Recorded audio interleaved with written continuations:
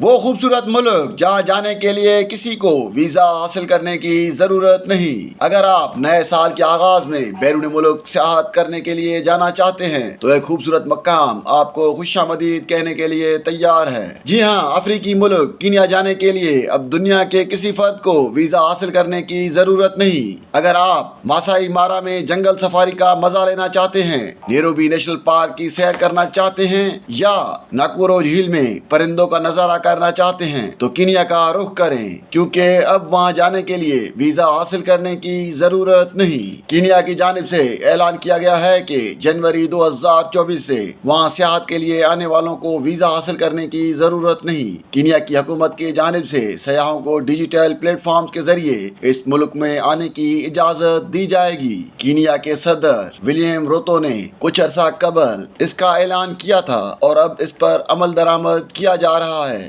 انہوں نے اس موقع پر کہا تھا کہ دنیا کے ہر کونے سے تعلق رکھنے والے افراد کو کینیا آنے کے لیے ویزا حاصل کرنے کی ضرورت نہیں۔ واضح رہے کہ کینیا کو قدرتی جنت قرار دیا جاتا ہے، جہاں نیشنل پارکس میں لاتعداد جانوروں کو دیکھنے کا موقع ملتا ہے۔ اس کے ساتھ ساتھ وہاں کے ساحلی علاقوں کی خوبصورتی بھی دیکھنے سے تعلق رکھتی ہے۔ اسی وجہ سے ہر سال لاکھوں سیاح کینیا کا رخ کرتے ہیں اور انہیں متعدد سہولیات بھی دی جاتی ہیں۔